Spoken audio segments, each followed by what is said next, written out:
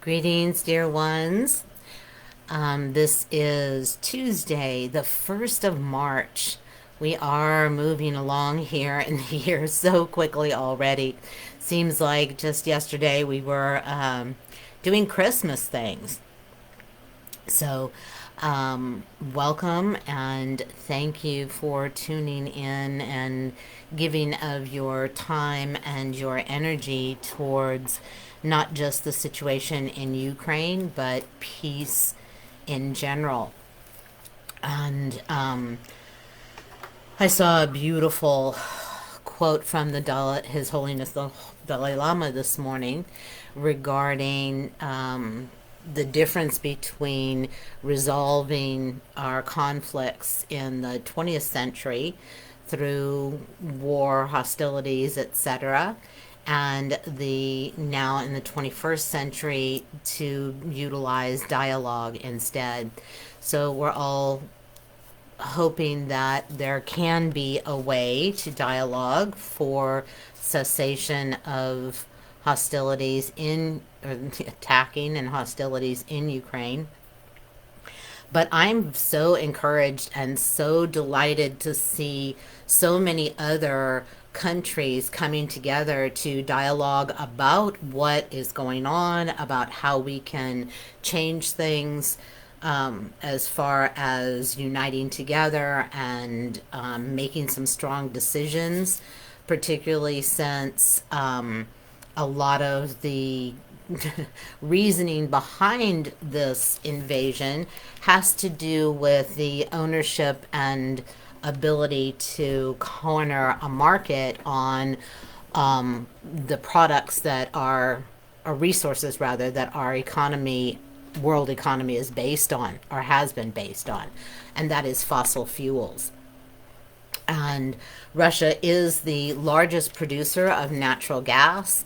And it is not just the pipeline that is being discussed that is in question here, or the attempt to have means by which Russia can directly pipe its natural gas, but also that whole, the whole coastline of Ukraine takes up a huge amount of avenues to the sea. I think it's the Black Sea. And when we were young in school, we didn't want to study history and we didn't want to study geography, but we are such global citizens at this point that we really do need to maybe revisit and review and restudy some of the connections and alliances and treaties and history of which countries were in many different conflicts. Where were they conquered? Where did they conquer? This really does color our modern day politics and global politics and future. And so this what's been going on for the past multiple years is in relation to the cornering of markets on petroleum, natural gas, and coal. China is the largest producer of coal, Russia, the largest producer of natural gas. The U.S. still was the largest producer of petroleum in conjunction with Saudi Arabia. They just spoke out today as far as oil. And it brings it down to we are going to be touched by this. We are going to be affected by this. And everyone's screaming and yelling, the cost of gas, the cost of gas. But what are you willing to give or give up in order to have peace in the world? And this level of sacrifice is going to come down to what we purchase, how we use our money, and what we select. Many countries in Europe, I read last year during the pandemic, because there wasn't a lot of industrial production as normal, there weren't the many of cars driving around, and so much improvement in air pollution had occurred that we all lost at this point, because we're back to the massive amounts of use once again. But I believe it might have been, I don't remember which, it was an Eastern European country, and they had the worst air in the world. And it was because of their use of coal and old industry production methods. And more people in the world die, radically more people in the world die from the results of air pollution than ever began to be with COVID. So, this is just, it just needs to cease. It doesn't work anymore that we're utilizing or about basing our world on resources that are, unsustainable. They can be owned, they can be used as weapons and threat and control. So there's so many renewable sources of energy. Science is breaking through every single day with other methods. So, it brought to mind as I was sitting and meditating this morning and hearing what today's theme was, excuse me, and it's the giving and giving up. What will you give and what will you give up for peace in the world? And I remember when I was young and growing up in Northern California in Berkeley, and we belonged to a cooperative as far as a grocery store. And all of a sudden, in a very short period of time, the price of sugar was raised. I don't know what the source was. I don't remember the whole reasoning behind it, but it was a radical jump. And, this was not only an area where you stood up and you made your mark. I was running around getting signatures on petitions when I was a very young girl. I was in peace marches. This was that period of time. I was a little kid, but still. And we boycotted. We created a boycott. All the mothers and that shopped at this grocery store, and they stopped buying sugar. Period. They used honey. They used other sources for sweeteners.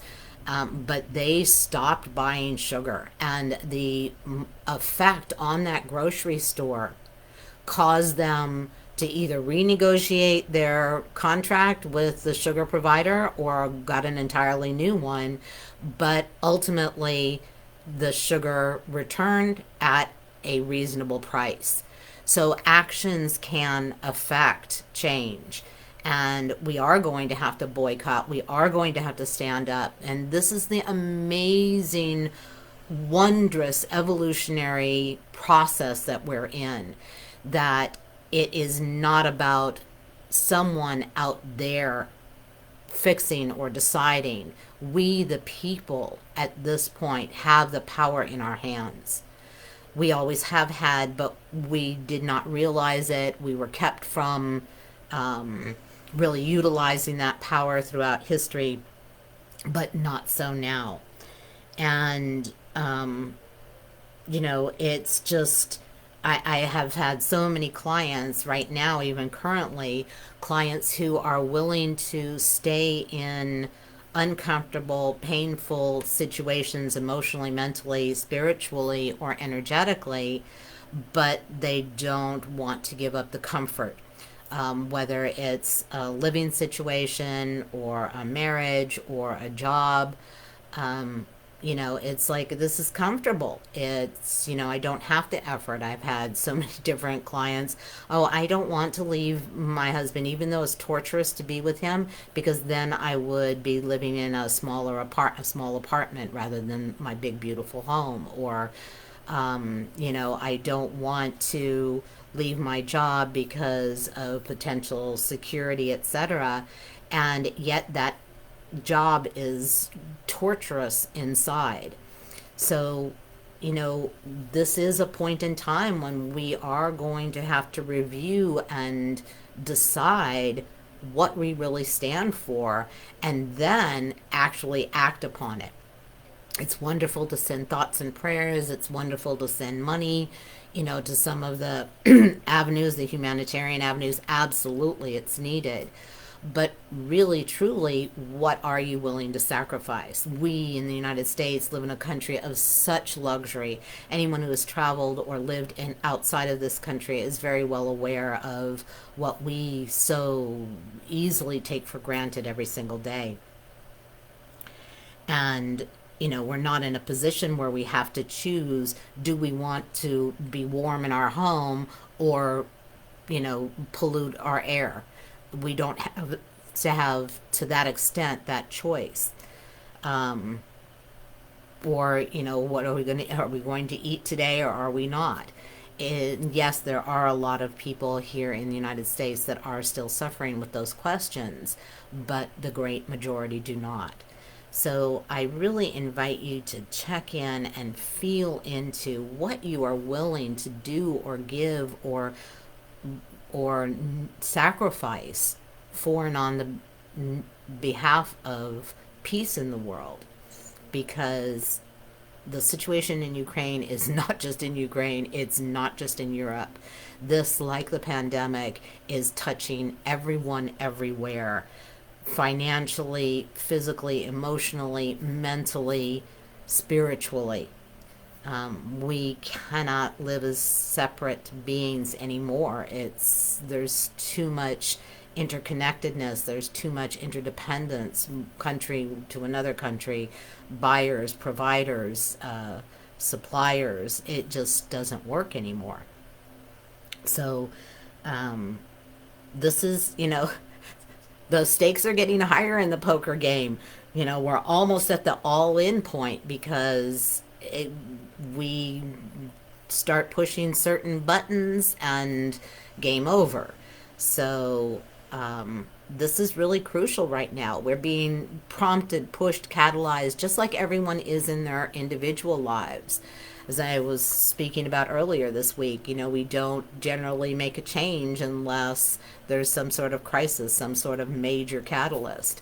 Well, we've been getting a lot of catalysts and a lot of provocations over the past few years as a planet, but still we're not listening to the danger of loss of biodiversity and climate, etc. It's not painful enough for the great majority as yet. A lot of countries are suffering. They're losing their coastline, they're losing their resources to climate change and the lack of biodiversity. And it will be felt by all. But in the meantime, we have these amazing opportunities to reassess who we are, who we want to be, how we want our world to be. And so I invite you, over the next day or so, to really sit with, are you willing to sacrifice, some luxury of yours to pay more at the gas station and the grocery store in order for these sanctions to be in place, in order for us to take a stand as a globe and say, no, one country cannot do this to another country.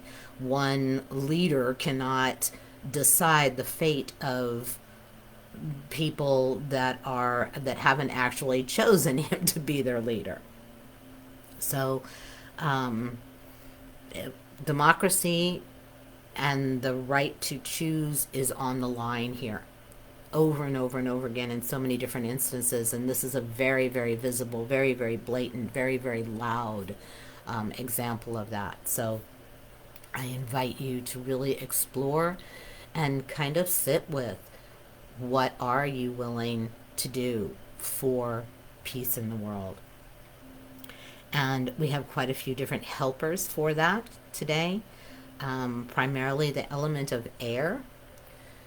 And interestingly, they came forth long before I was told to, just bring forward the theme of sacrifice and fossil fuels.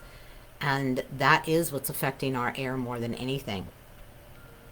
And We have also the helper of time, which is a representation of discipline and related to the element of air. So again, that discipline is going along with the lines of what are you willing to give, what are you willing to give up, this sacrifice, right? So many times throughout history during wars, we have done so, particularly in this country, in World War II, World War I, etc. Uh, Praying that it doesn't get to that point, but we still are going to have to lose something, some of our luxuries, some of our ease, if you will, in living our everyday lives here in the United States, in order to anchor in that stand for peace. So, excuse me. The other animal teacher that came in today were geese, and it's so evident that how they are able to live and eat and exist and survive and thrive is as a group. They really work together collaboratively, cooperatively, in formation. There are scouts, as you well know, whether it's flying or when they're walking across the street. There is a lot of recognition and cooperation and discipline in what they do in order to accomplish what they need to move from south to north, north to south, find food, etc. So we have the beautiful animal teacher of excuse me, geese with us today. The element of air, time, and the breath. I invite you to just sit on your chair. No effort needed for thinking about the process, but I just would like to invite you to simply notice. Notice your chest. Notice your ribs. Don't have to do anything. You don't have to sit in any particular position, but just feel them.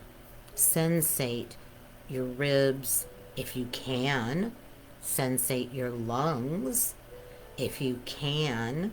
Feel into your inner chest, not just your outside, surface area of the chest, but internally.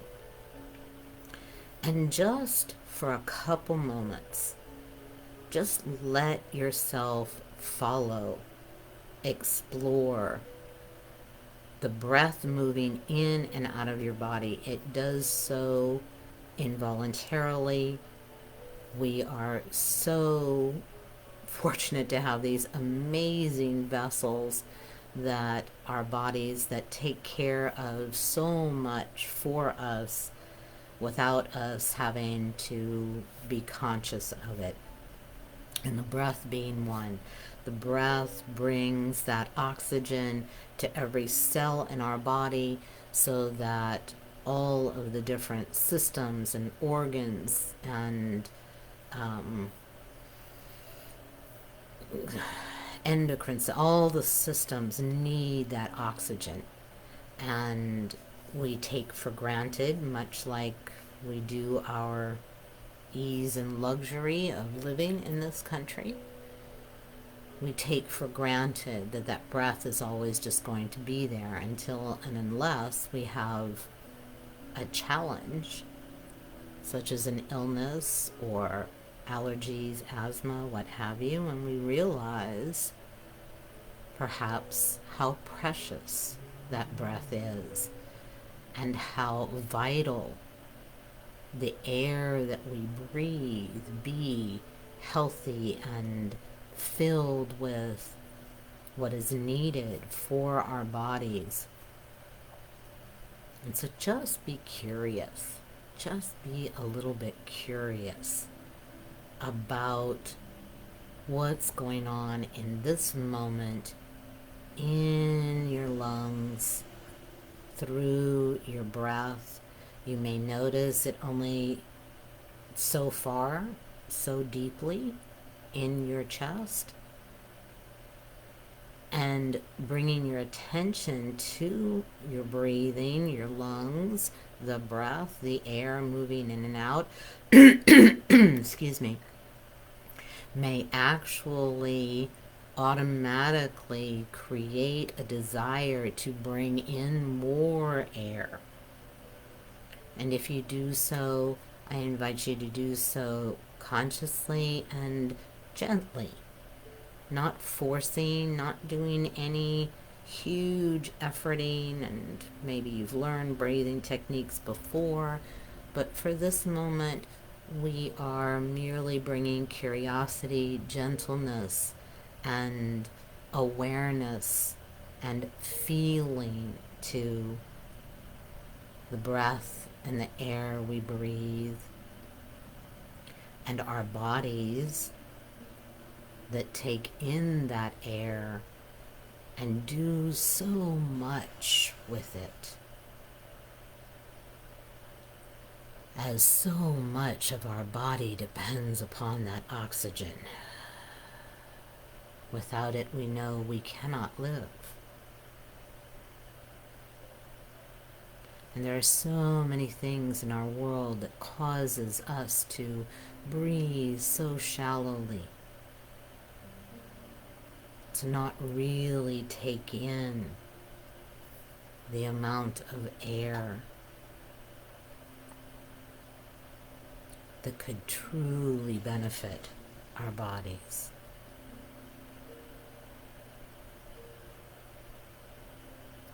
And so again, just ever so gently and ever so curiosity, bring some wonder to this moment of connection and communication with and from your breath, the air around you, the air coming in, the air going out, and the fascinating process of plants and trees picking up that expelled air that is unhealthy for us but benefits them.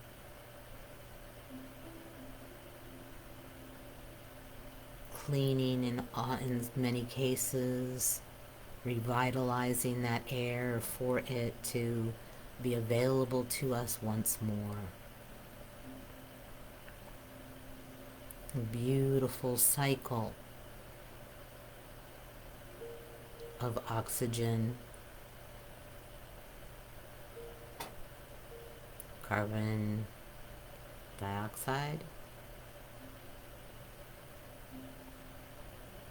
and again the many trees, algae in the ocean, so many things are taking in that detrimental air and holding them, including the glaciers, the ice. This is one of the dangers of the ice melting.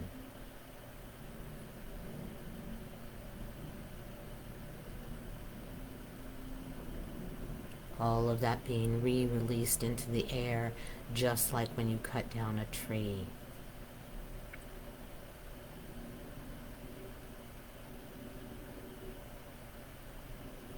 Feel how you are holding your breath, perhaps, unconsciously.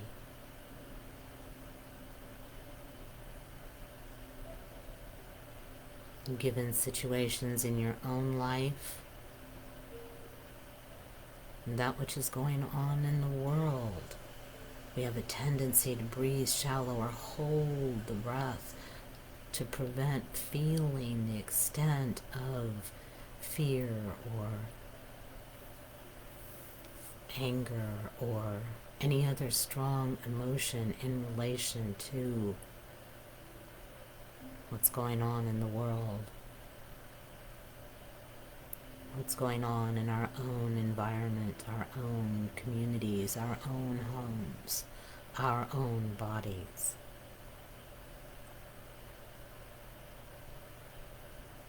Just feel, just sensate, just notice. For as you do that simple practice, your body automatically not only comes to have a bit more calm, a bit more ease, but also naturally opens and wants to take in more air.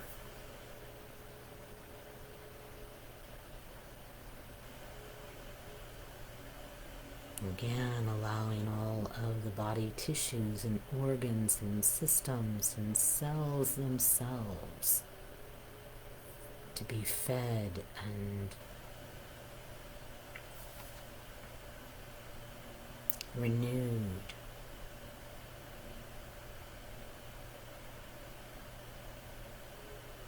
So many people in the world living under such duress. You can almost feel them holding their breath and being so interconnected and interdependent globally. We feel this as the global family.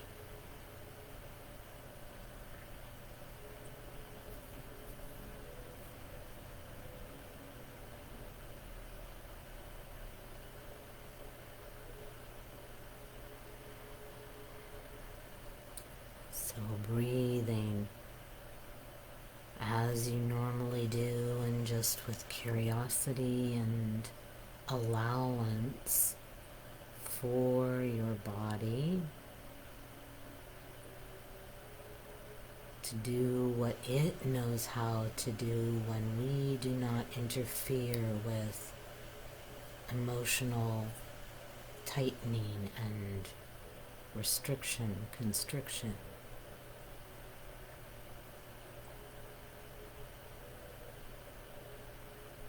No effort, no work, no push, no focus. Simply sitting, simply breathing.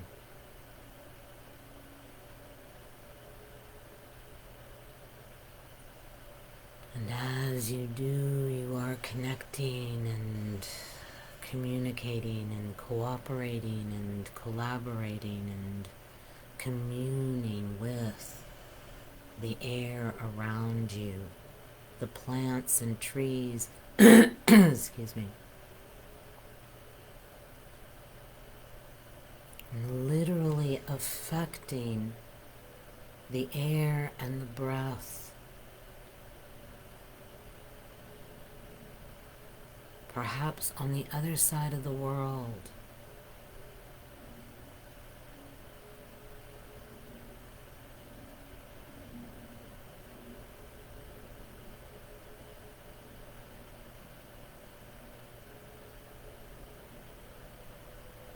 Perhaps allowing one of the refugees from Ukraine into the other countries to take a breath.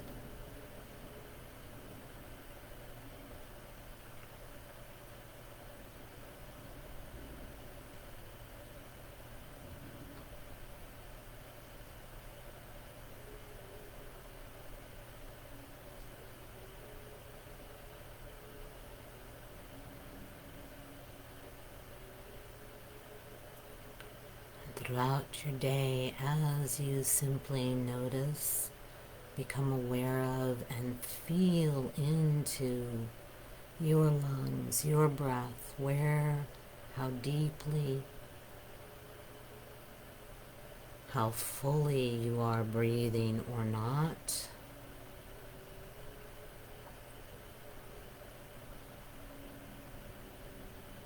And in that moment of attention and awareness and allowance, for your own breath.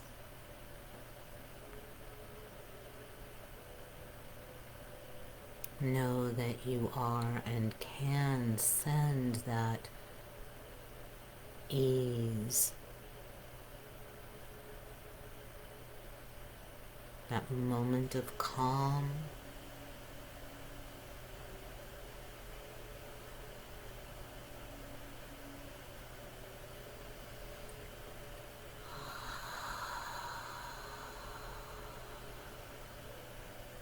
perhaps to Ukraine, perhaps to the soldiers, Russian soldiers who have perhaps no choice. Perhaps sending that breath to the leaders of other countries in the world, coming together in a way that has never occurred before, but must be part of the new way.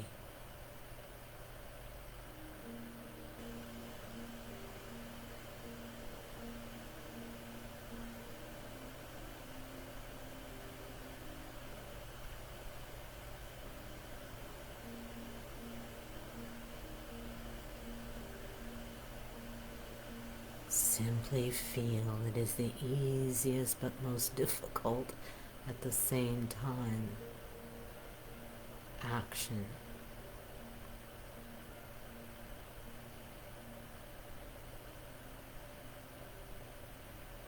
So perfectly symbolized by the breath. The air we take in,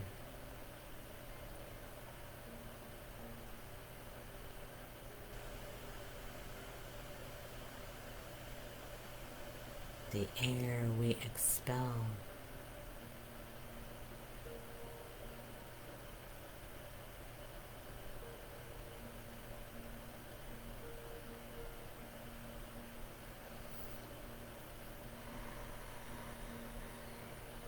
Again, you might notice your body wanting to breathe more deeply, take more air in, allow yourself or guiding you to sit more directly in the framework of your body so that those lungs can open more. There is more space within you. Your ribs and interstitial muscles widening, expanding, spreading to accommodate more. Not only more air and more breath, but you may notice, those of you who are energy sensitive, your energy field actually inhabiting more of your body. You can feel it occurring.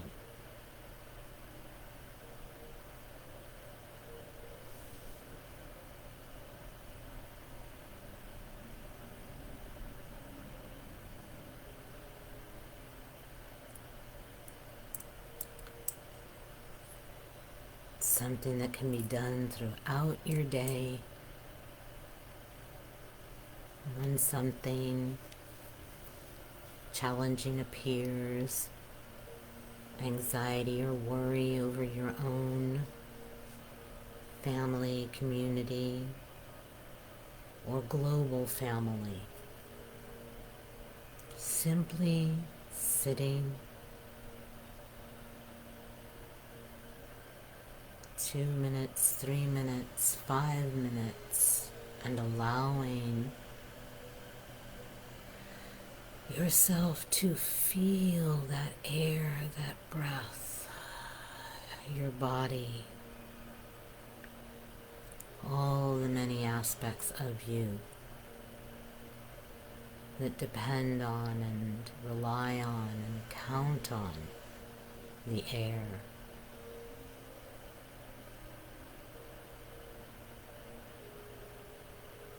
You may wish it to be clean and clear and healthy for yourself and for all beings.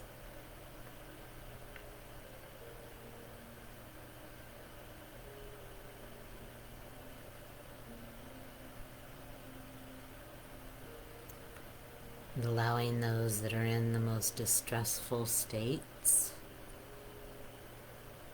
to have a moment of calm and ease in their breath, their breathing, their bodies.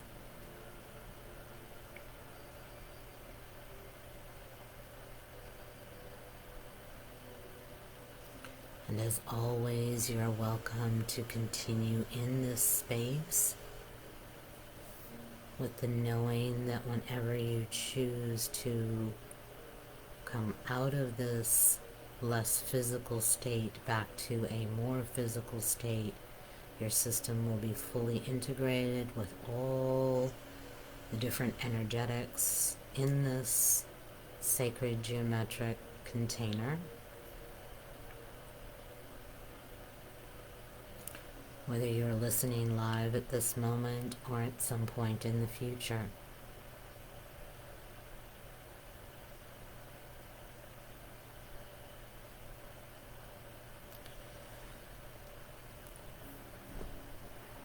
And I invite you to practice. 1 minute, 2 minutes, 5 minutes throughout your day in just bringing your attention to the air moving in and out of your body, how it's moving, bringing more attention and awareness to it allows it to move in or with more calm and ease, thus benefiting your body, your emotions, your mind, your energy field, and certainly your spirit,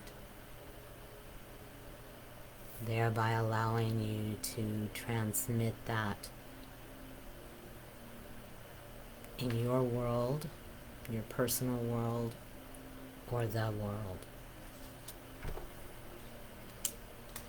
And hopefully you will join me tomorrow at 12:30 for another midday meditation or midday moments. And until then, as always, it is with the deepest of honor, gratitude, and love for your presence here on the planet. And heads up, we do have an event planned on March 11th at 7 p.m. It is going to be a pre-course to the upcoming 3-month program of personal and planetary evolution that definitely will change your life. Until next time, be well.